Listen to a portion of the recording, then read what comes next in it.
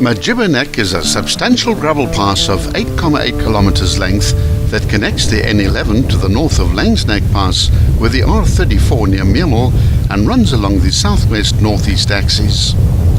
The pass climbs 266 meters to summit at 1,848 meters and produces an average gradient of 1 in 33, but there are some very steep sections, as steep as 1 in 5.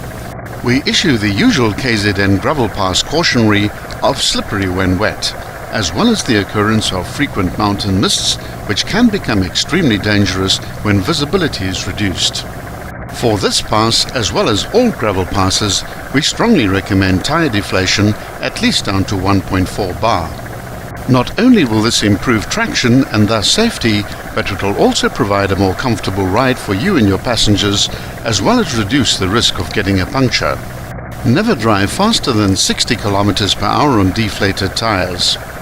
To locate the pass from Newcastle, drive north towards Volksrust on the N11, over Ngogo Heights and Langsneck Pass, and then turn left onto a gravel road 2 kilometers after the summit of Langsneck. This is also the eastern starting point of the Majubanek Pass. The road drops downhill briefly through a wide left-hand turn to cross a small river, then ascends gently for the first 1.5 kilometers at an easy gradient, but things change fairly quickly after that as the road climbs steeply towards the 1,848 meter high summit via several bends, but none are very sharp. The distinctive bulky shape of Majuba Mountain can be clearly seen slightly to the left. The famous Battle of Majuba Hill on the 27th of February 1881 was the final and decisive battle of the First Boer War. It was a resounding victory for the Boers, and the battle is considered to have been one of the most humiliating defeats of British arms in history. Major General Sir George Colley occupied the summit of the hill on the night of the 26th to 27th February 1881. His motive for occupying the hill remains unclear. The Boers believe that he may have been attempting to outflank their positions at Langsneck. The hill was not considered scalable by the Boers for military purposes, and thus it may have been Colley's attempt to emphasize British power and strike fear into the Boer camp. Colley had brought no artillery up to the summit, nor did he order his men to dig in against the advice of several of his subordinates, expecting that the Boers would retreat when they saw their position on the neck was untenable.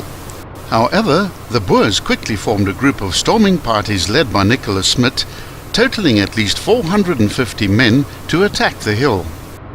The summit point is reached at the 3.7 kilometer mark, where the scenery is majestic with excellent views of the 2,102 meter high Majuba Mountain from the northern perspective.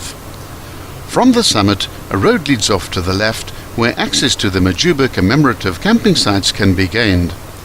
From here one can hike or do a horse trail up to Majuba to visit the memorial and the battle sites dating back to 1881.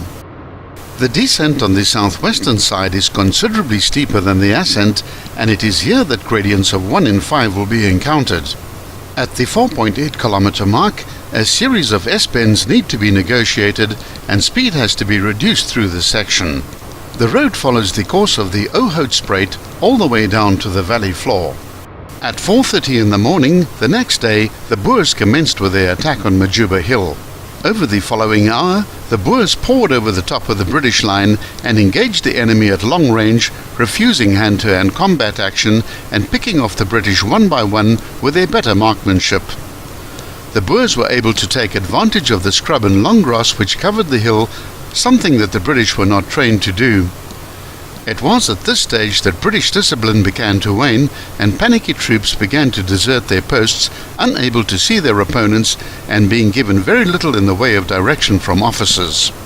Amidst great confusion and with casualties amongst his men rising, Colley attempted to order a fighting retreat, but he was shot and killed by the Boer marksmen. The rest of the British force fled down the rear slopes of Majuba, where more were hit by Boer marksmen who had lined the summit in order to shoot at the retreating foe.